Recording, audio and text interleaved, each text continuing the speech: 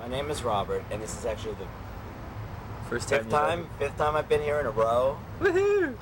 So I'm a bit of an old pro, so I can show everybody what to do. Yay! And I've come here to buy cheap comics. It's my whole life.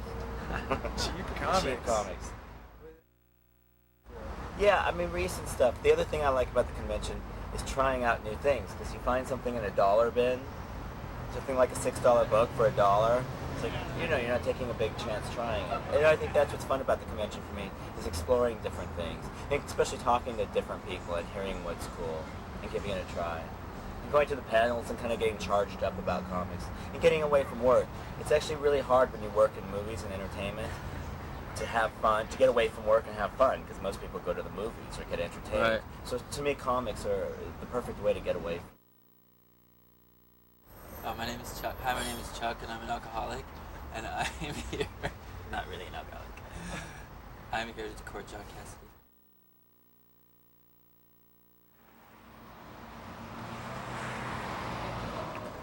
Okay, that's it. My name is Andy Swist, and this is my first time here, so part of the first half, I think, is me being here, discovering what this is all about, and to have fun. And the second half is I too am on a mission. You don't know about this yet. Oh, I don't. But I'm out looking for that guy right there. If he's around at this time, then my mission is complete. I brought my bone to get signed because I'm a new Bone fan. Yeah, I think you have to explain that. You brought your bone to get signed.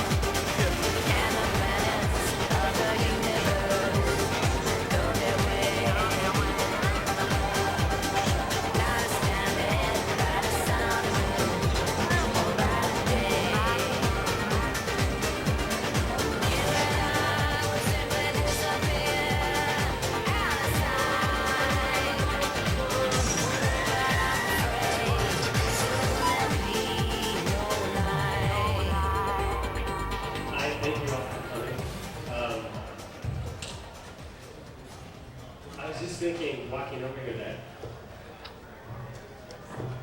you know, as I travel across this great land of ours, and I've been talking to interviewers and newspaper interviewers and sometimes on public radio stations, they always ask me, so what is it about comic books that you like so much? Or what is it that draws you to comic books or drew you?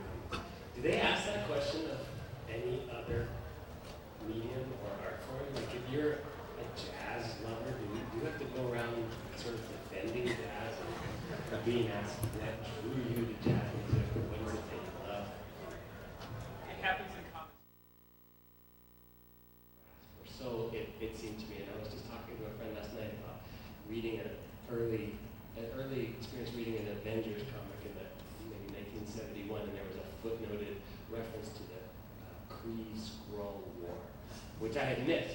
I wasn't reading comics. But there it was, this footnote, and I suddenly had this almost overwhelming desire to know what the hell the Kree Skrull War was. And it was possible to find out, and I was able to find out. And there's that open-ended sense of a world that is constantly being created. It's in a state of perpetual creation. It's full of information. It takes the form of narrative, but there's room for you in it. No doubt, no pain, come ever again. Well, let there be light in this lifetime. In the cool, silent moments of the nighttime, of the nighttime.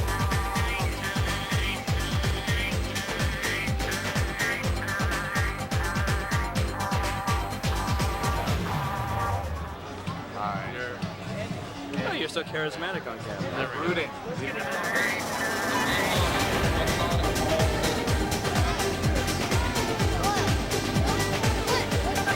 My name's Charlie, and I'm here at the convention to hang out, promote, and get free stuff.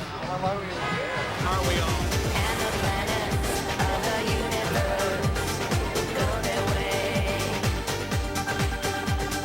Not astounded by the sun or the moon or by the day.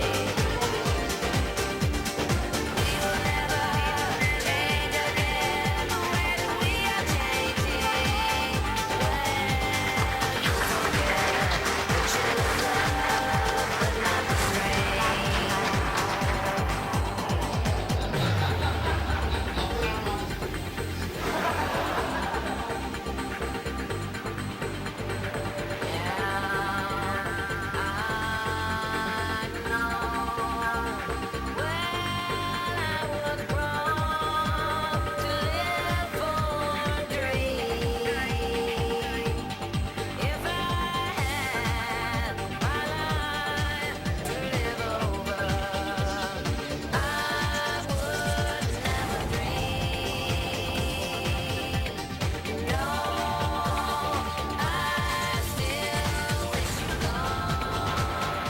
On my left, this is Paul Hammerling. He produces the Closet Collectors of America section that's in the back of every issue of All.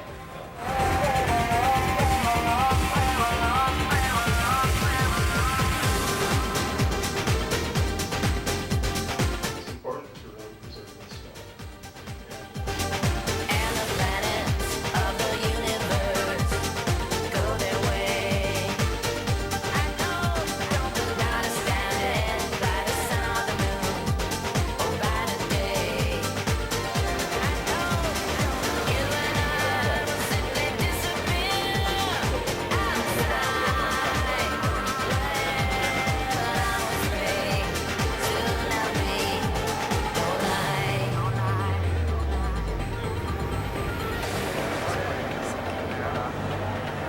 You have extra cards for that, I guess? You've been taking lots of footage. Nightcrawler. Nightcrawler. No, that's Snob. Snobby mutant. You will remember, but I will die slowly. It's only an overture to something that was best. And don't condescend to me.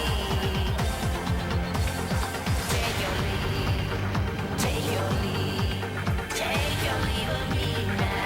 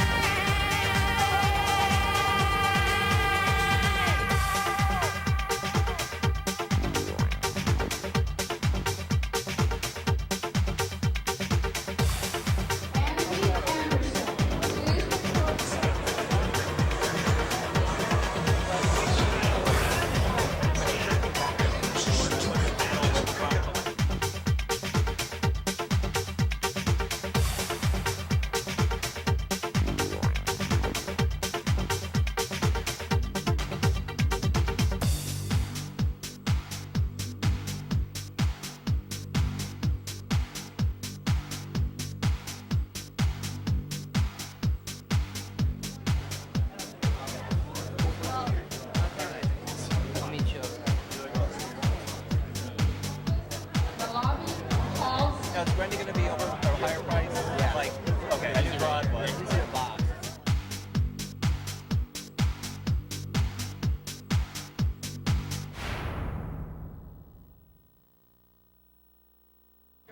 What is this going to be on? What TV station? It's Is this for for me. extra? I told them I have a restraining order against them.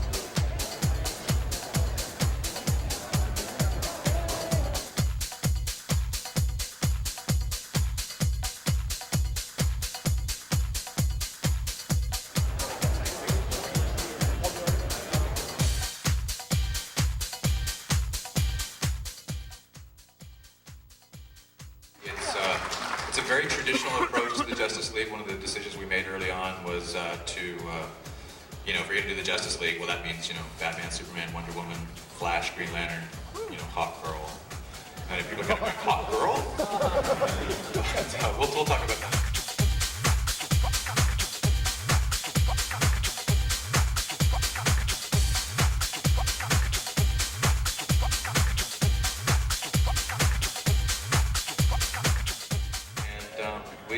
This is just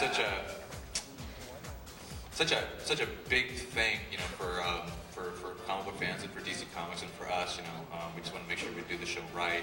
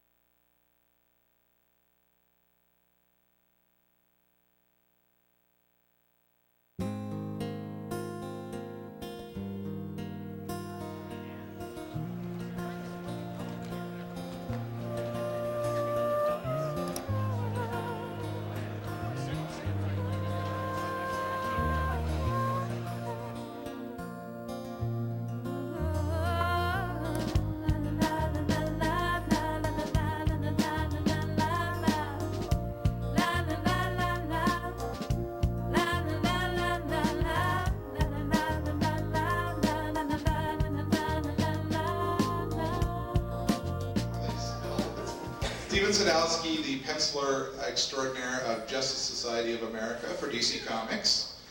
To my left here is Joan Hilty, who is the editor of DC's, what's the line called?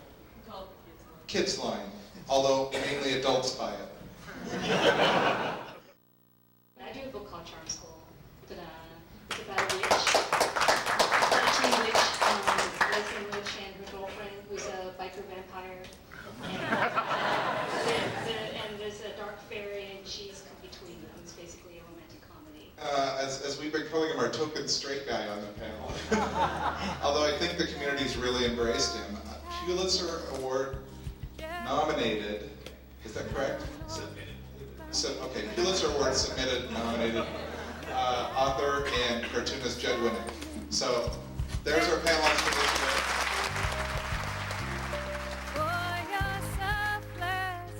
So that's fine. And also, like what Stephen was saying too, I think as a gay creator, you tend to like, put a little bit of, like in Frightening Furs, like I did have a little homage to Tom of Finland in one of the panels. And we actually have a gay character, and I made him very manly and buff. He's actually a gangster. What you're interested in, essentially, is going to be what you draw better. Because anything that has your, get your concentration, or your focus, your interest, I think that will come out in that. So, gay men tend to draw gay men, or just men, better. Just as far as the sort of romantic ideal of beauty, what is beauty? Comics in general were kind of a little bit too white, a little bit too straight, a little bit too, I don't want to say middle class, but y'all get it, you know what I'm talking about. And I guess the first axe I was going to grind was going to be the people who are closest to me, who I love, and who my friends are. So that's where I was going to start. I've been lucky enough to work with some incredible people. It's weird, it illustrates an interesting point about, I guess, gay sensibility, but it never ever once crossed my mind that Pop Girl had small breasts. But I was always amazed that Wildcat was really, really hot. And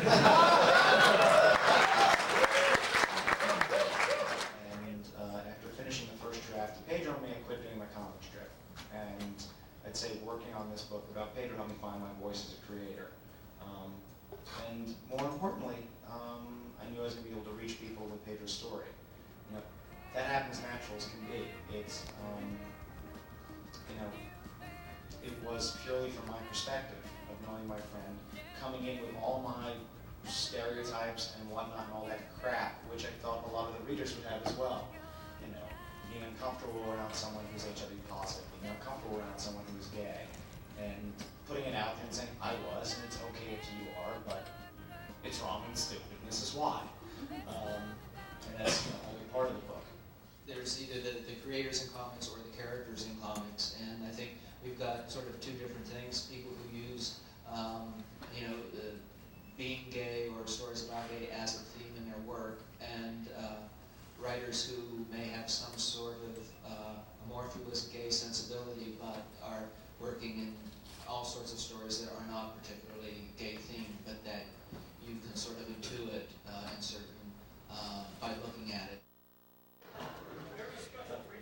Yes, well, if you read, it read very much like a very special episode of Green Lantern. And we'll be the first to admit that. But I think a lot of it was about, it was unsubtle. We weren't, because we didn't want a mixed message. We wanted it as big as a goddamn billboard, and this kid's coming out, hello, and it's okay, and you shouldn't feel bad about yourself. And we're not through with everything. For the most part, we were getting all the responses you would ever want about it. We are getting letters from teenagers who, it works. They love the fact that Kyle Rayner, Green Lantern, this big ridiculous superhero, has got a friend who's a teenager and gay, and they're okay, and it's fine with that. And it was Kyle who told them that there's nothing wrong with you. And this is who you are, and whether you're gay or not, whoever you are, we love you who you are, and you're my friend, and I want you to stay my friend. We also made a point that, Terry said, well, you're with somebody. He goes, and you're 16, and you're not gay, right? And I've got a girlfriend, and you're 16. I wanted Kyle to make a point to him that it wasn't about that I'm straight. It was about that you're a kid. Okay, you're a kid and you have a crush on me, and that's sort of the bigger point rather than, if you're gay or straight or any of this nonsense. And I'm also in a relationship with someone. But you are my friend, and I care about you, and you're still going to be a part of my life. And the response has been wonderful. Not only do we not get any guff from DC, they've been behind it 100%. The response has been wonderful. I'd say heavily in the majority of positive now. correct me if I'm wrong, it's been real good. I mean, we printed 5 letters in response to it. 2 of them were really, really bad. And, you know, typical, oh, this stuff doesn't belong in a hero book. If I wanted to read Pedro and Me, Judd, I'd read Pedro and Me. I read Green Lantern for 16 years, and this is my last issue, and I'm canceling my subscription, and blah, blah, blah. You know, and letters like that just sort of, to us, just sort of prove the point. You know, it's like, well, we're absolutely right for what we're doing, aren't we, you morons?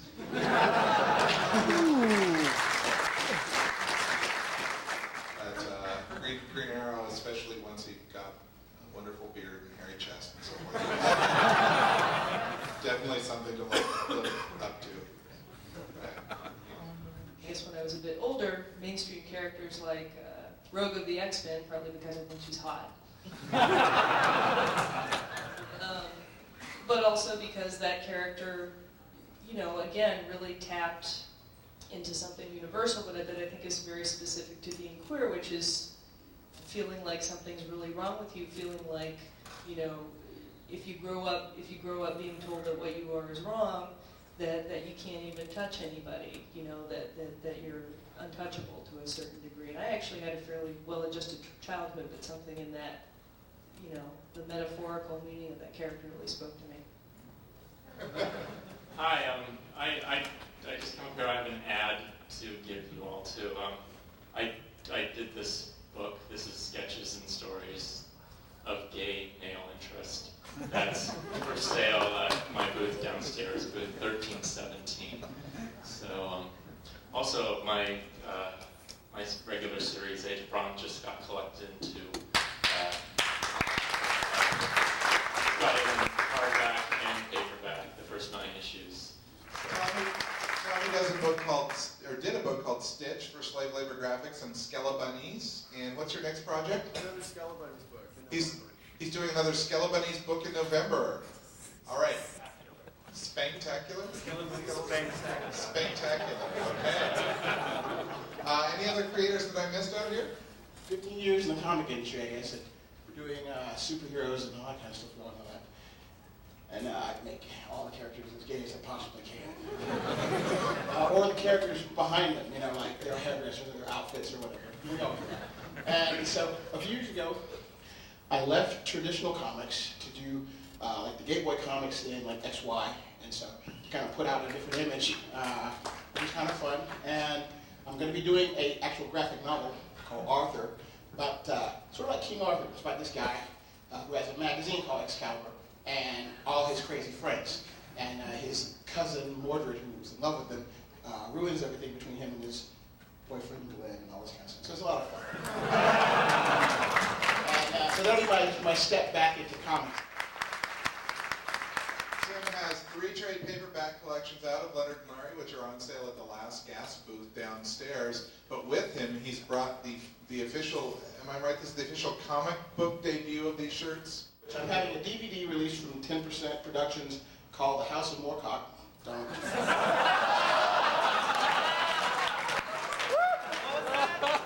It's the story of a guy by the name of Jonas Moorcock, sort of like the crypt keeper, but he's sort of the cock keeper, I guess. And he goes around just trying to uncover mysteries, like Scooby-Doo, except there's usually sex involved. So. But I'm doing a comic book next year. Actually, I came last year. I was so inspired by the panel and by the self-publishing workshops. I'm doing a comic that's coming out next year called Captain Kinetic, about a closeted gay hero from the 40s who comes to present day. And it's all about morality, choosing your own path, and coming to terms with dropping things that don't work for you and accepting the new things that do. There's CaptainKinetic.com if you want to find out more about it. And I also have some little colorful little ash can books if you want to hop me over later. And thanks so much. I don't know, because I found that, like, well, I have a friend who's a gay, but he actually travels more. He was working on Wonder Woman. And he draws women, like, really, really well. And I found a lot of gay artists draw women really well. And when I was flipping through Wonder Woman, there was this scene between Hippolyta and Diana talking. And when I saw it, I knew Travis drew it because the hair just looked that.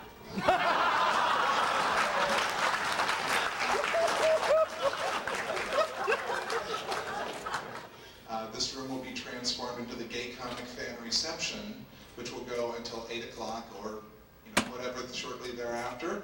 The only thing I actually wanted to say was the gay stuff that I introduced in Wonder Woman a couple of issues ago, it came to me while I was on this panel last year. So we're mining all of your ideas. Anyway, thanks for the support.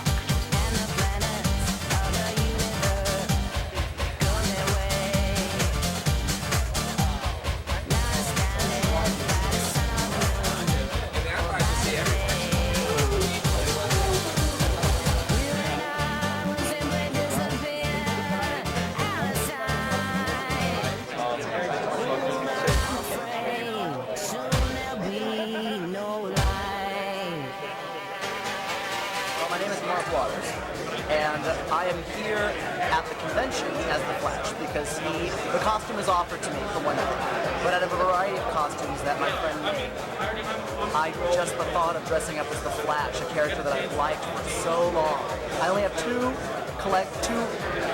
titles that I collect back issues of, Justice League of America and Flash. So I've long been a fan.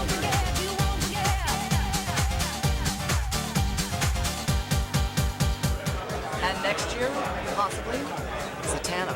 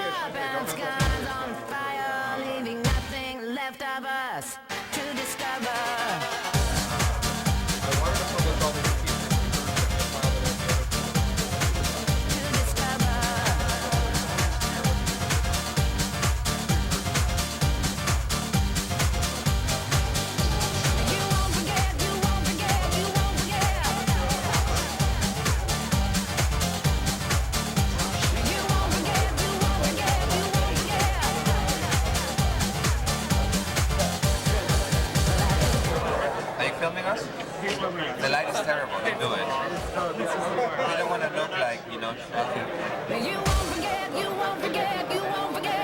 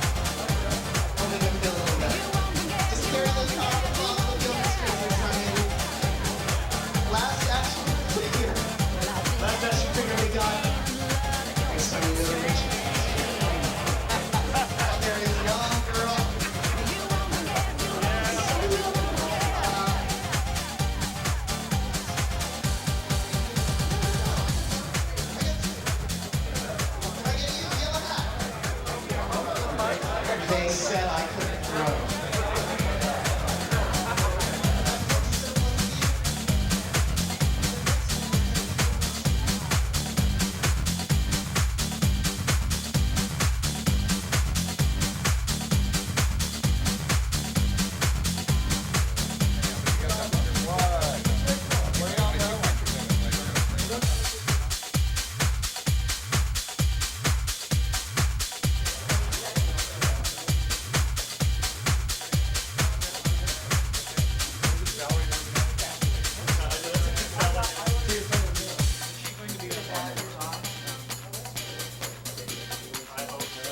They said none of them want to go to all Hilton. this footage, Rob.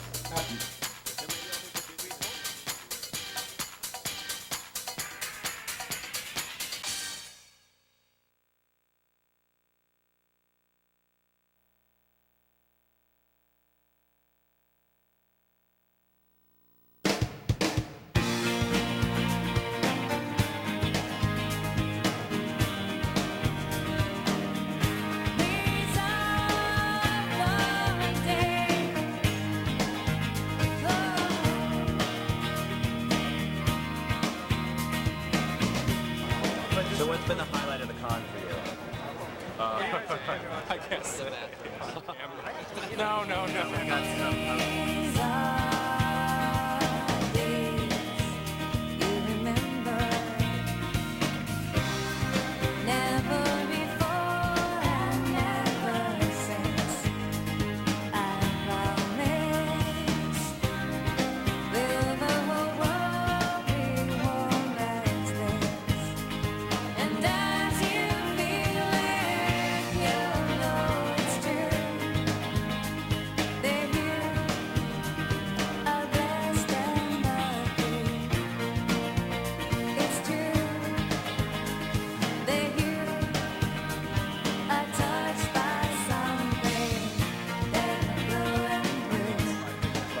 So are you having fun getting dragged to the convention?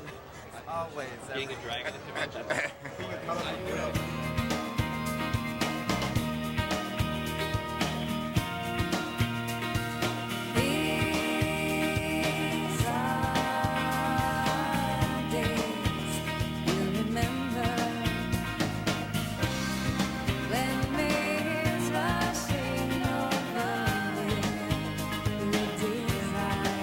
So we keep in touch, during the year, via email and things like that. And, everybody's generally interested in each other, and most of us can talk about things besides comics.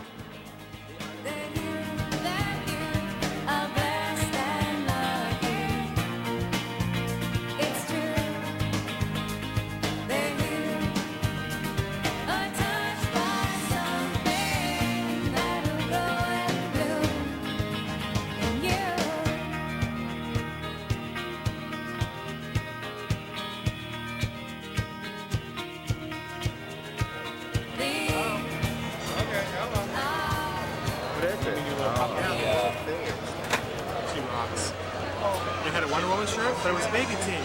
Not so flattering. Hard for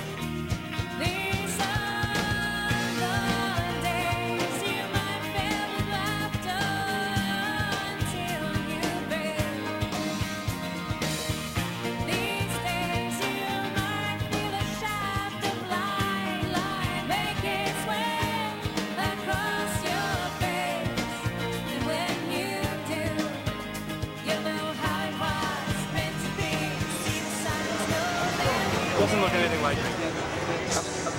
Passing me now.